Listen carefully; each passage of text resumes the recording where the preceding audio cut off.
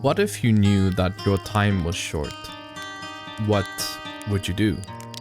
Would you scramble to fix what cannot be fixed?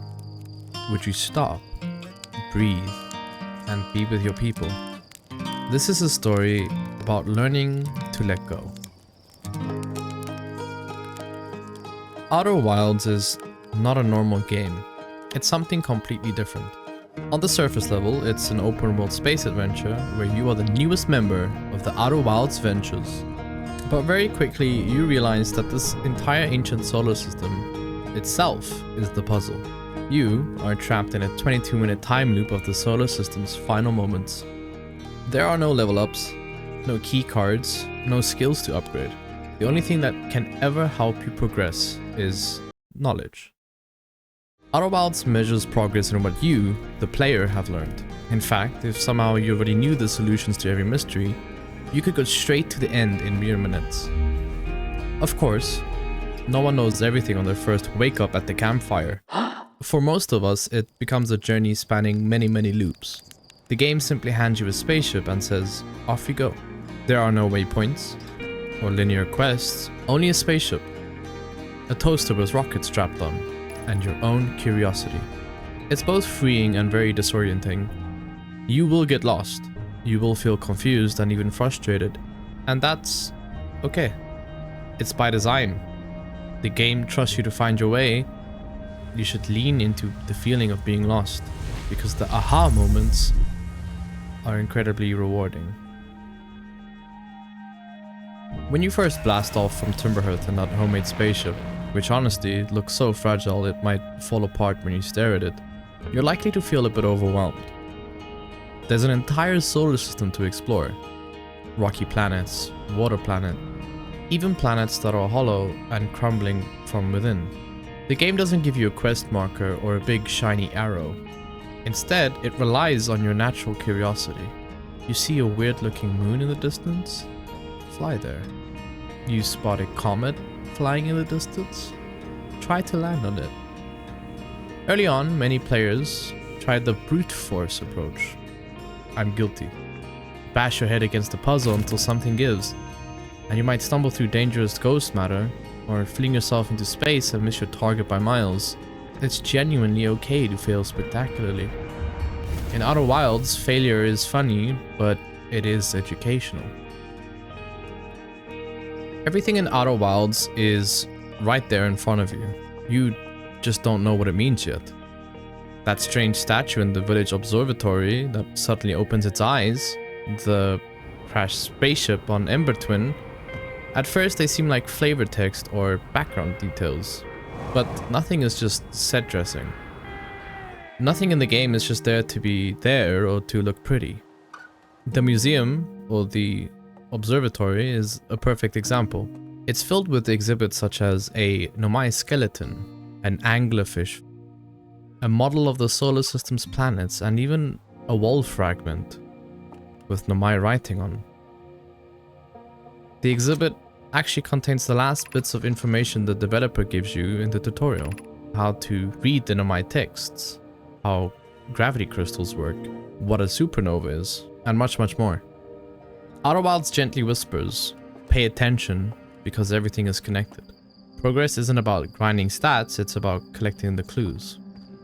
Every new rumor you find scribbled on a wall, every weird error you observe, goes straight into your ship's log. The ship's log is essentially your journal of knowledge, and it even visualizes these clues as a web of interconnected rumors and insights.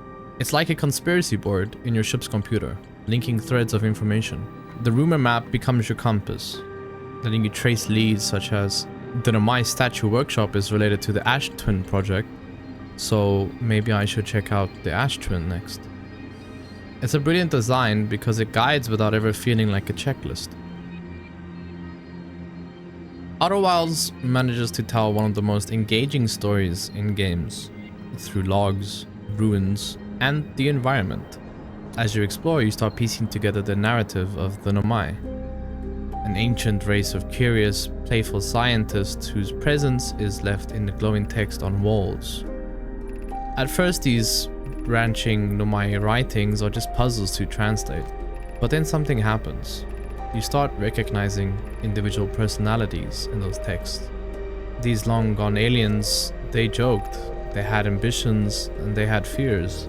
I found myself falling in love with characters who have been dead for a long time, just by reading their logs.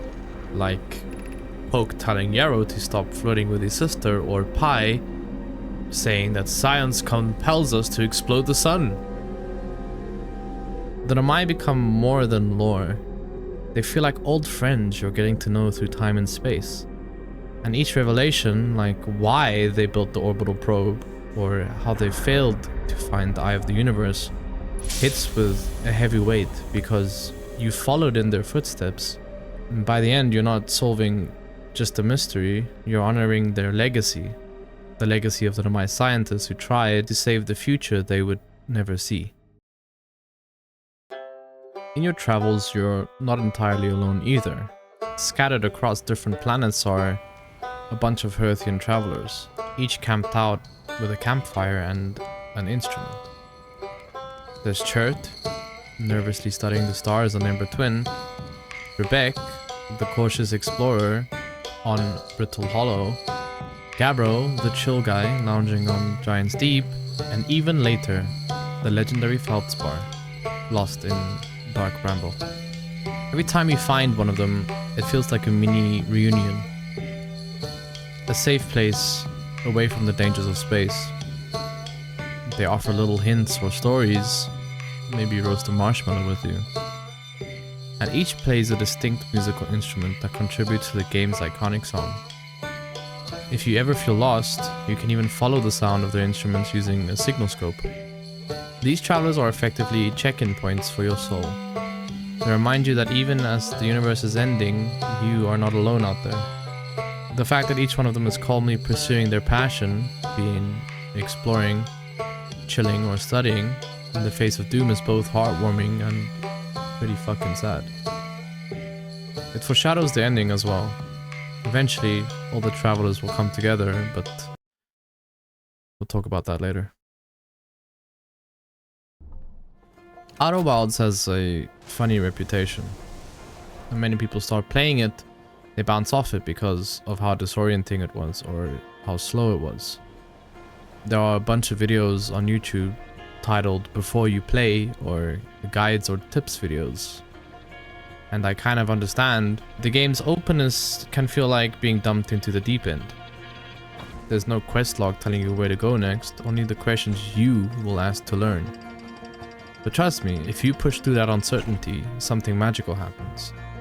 One loop, seemingly out of nowhere, you just understand. You realize you've been actually learning this entire world.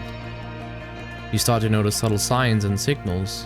That flash in the sky wasn't just scenery, it means that the probe cannon fired again. That deep rumble you feel on Brittle Hollow isn't just background noise, the planet is literally cracking more each minute. By reading and experimenting, you learn the rules. Quantum objects moved when unobserved, anglerfish are blind but sensitive to sound, and certain structures only open at specific times in the loop. Every piece of knowledge empowers you, and then suddenly, the frustration turns into fascination. You begin chasing knowledge like it's the best thing you could ever do. The moment I truly got Outer Wilds, I had landed on Brittle Hollow for the dozenth time. Previously, I kept dying in the Hanging City or falling into the black hole, but after reading the logs, I understood when to explore parts of Brittle Hollow. I remember literally saying out loud, "Oh, I need to go to the Southern Observatory." And that realization felt better than any quest reward. The game teaches you to think like an explorer and not a completionist. Once you embrace that mindset, Outer Wilds becomes utterly addictive, but in the best way. Each revelation fans the flames of curiosity. You want to read every Nomai text, peek under every rock on every moon, because who knows what vital clue might be there. Let's talk about the planets themselves. Each self-contained wonder that makes the solar system so memorable. There's a reason many people remember the first time plunging into Giant's Deep. You punch through the planet's atmosphere to find an ocean of tornadoes, and it's breathtaking. flying through it. The first time you see dark bramble, just a tangle of vines floating in space, you have no idea that inside it lies infinite foggy chambers full of anglerfish. Or Brittle Hollow, a crumbling world with a black hole as its core, pieces of crust falling into the void as time passes. It's gorgeous and tragic, especially when you stumble on a Nomai classroom teaching about the very black hole. Ember Twin and Ash Twin create a beautiful dance, one slowly filling with sand and the other revealing its secrets as the sand drains away. Every location is dynamic, and time changes them. And that means exploration isn't just where you go, but when. And discovering that, for example, the Ash Twin project is only accessible in the last few minutes of the loop when the sand is fully drained, that realization blew my mind. The Quantum Moon is another stroke of genius. A moon that appears and reappears elsewhere whenever you're not looking. A traveling enigma that you have to pin down by looking at it. Figuring out how to land on the Quantum Moon and meeting Solanum there was a mind-boggling experience. These set pieces aren't just pretty scenery, they are carefully crafted experiences meant to evoke emotion, wonder and curiosity, and even fear. And the game achieves all this without a single cutscene. You are always the one uncovering things, so the awe and the excitement feels personal. One of Outer Wilds' secret weapons is its musical design. Most of the time while exploring, there's no music at all. Just sounds of your jetpack, the crunch of your footsteps, or the distant wind. But when music does appear, it carries a tremendous meaning. You have the gentle picking of a single instrument when you approach a traveler's campfire, a banjo, a flute, a harmonica, or drums, each reinforcing the personality of that friend and their little corner of the world. If you venture to the edge of the solar system and angle your signal scope just right, you can actually hear all the instruments playing together. It's a subtle Easter egg and a heartwarming moment, a reminder that each traveler is alone on a different world. Their music connects into one beautiful song, the traveler's theme. This is the very same song that plays at the end of the game, when all of you reunite. And who could forget the ominous end times? Music that fades in as soon as the sun wants to go supernova. The first time that sorrowful music cut through my focus, I realized my time is up. It's a brilliant cue. It makes the hair on your neck stand up as you watch the sky turn a bright blue. Importantly, that end of loop music gives you a moment of reflection each time. What did I accomplish this loop? What will I do different next time? And it instills both urgency and acceptance. The Outer Wilds soundtrack was a core element of the game's development. The main theme's folk melody was composed 6 years before the release, and guiding the mood of the whole experience. By the time you reach the final loop, the music has subtly trained you to feel when something important is happening. It turns simple moments like being at a campfire or reading some text into something almost sacred. A few games use music so sparingly yet so powerfully. And Outer Wilds' music is memory. Every theme reminds you of how far you've come and what's at stake. By the latter half of the game, you've gone from clueless space rookie to true archaeologist of space. You have a notebook in your head of all the clues, and you might even take real notes on paper. Crucially, you start to understand the central question. What happened to cause this 22-minute time loop?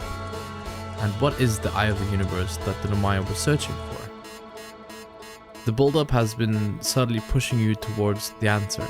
Piece by piece, loop by loop, you've prepared the story of this universe, and now it's time for the final piece. This is it. The end of everything.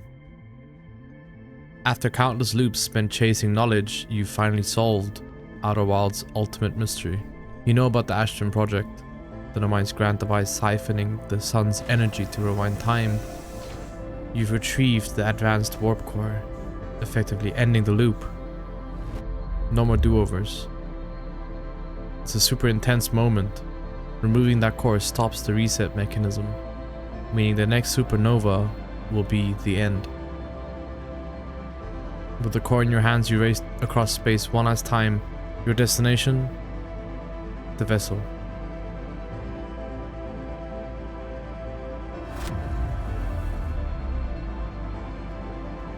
Reaching the eye is nothing short of surreal.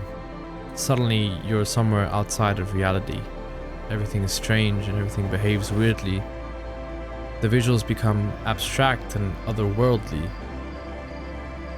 It feels like you're walking through the afterlife of the universe, which in a sense you are.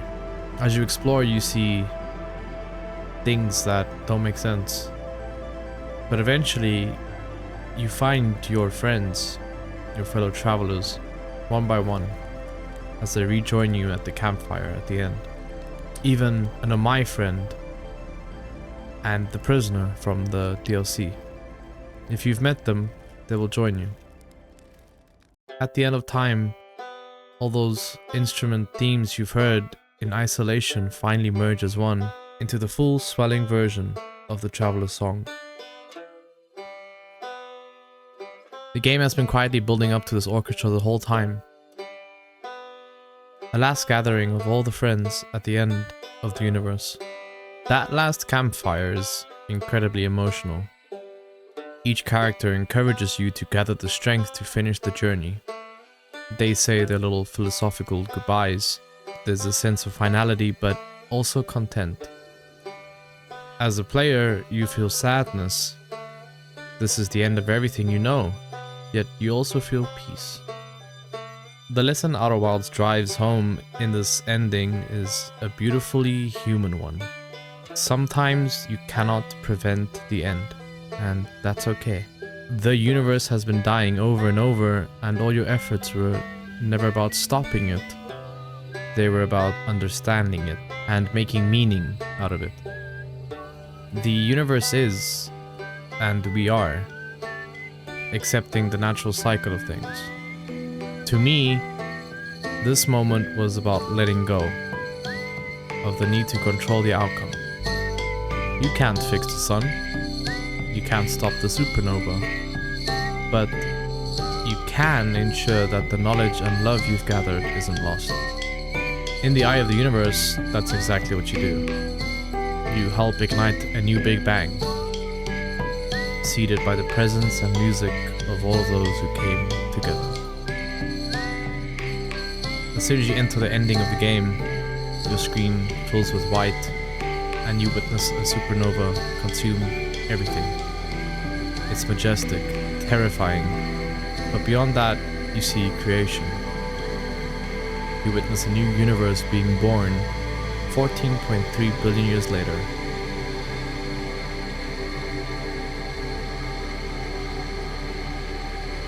Life goes on. The music fades and we are left in awe. A mix of heartbreak and hope swirling inside. Outer Wilds' climax is not a boss battle or a triumphant victory. It's something far more profound. It's an earned freedom. The game spent its entire runtime raising questions and inviting your curiosity, and in the end it delivers answers that are not just plot resolutions, but revelations, emotional ones. Everything built up to that campfire in the dark, the campfires and music, the motif of learning and passing knowledge on, the friendships, the failures, it all comes together in that final moment. As the universe ends, a new one begins. It's hard to explain to someone who hasn't played it, but I will try. Outer Wilds makes you feel the weight of existence and endings. It frames it in a hopeful way. It tells us that every end carries the seed of a new beginning, and that the time we have, short as it is, can be meaningful if we share it. When the credits rolled, I sat there stunned. I was crying, sad that my journey was over, but joy for having experienced it. a strange calmness about life's uncertainties, and an overwhelming urge to hug my friends and my family fell over me. The ending of Outer Wilds resonates on a personal level. It gently asks you to consider big existential ideas, the impermanence of everything, the value of curiosity, and the importance of letting go. In the end, everything is going to be alright. For many people, the lesson is to spend more time with the people you love. For me, Outer Wilds made me reflect on how unpredictable life is. Much like the game's universe, we don't know how long we have, and we can't control everything. But we can choose to savor the marshmallows, enjoy the music, and seek out new knowledge every day. If a small, humble Hearthian can uncover the secrets of the cosmos in 22 minutes, maybe we can all find meaning in our short time under the stars. We began at a campfire, a small light in a big sky. Loop after loop, we learned, we read, and we listened, and our knowledge filled up, questions lined up. We thought we could stop something big. We tried and we rushed and we planned, but it was always coming. It was never ours to stop. What was ours was the time we had, who we spent it with, what we shared. A song by a fire. A story passed on. That was the lesson. Let go. When this all ends, something else will begin. We'll meet again at a campfire somewhere. Maybe the stars or the sky will be different, but I will meet you there.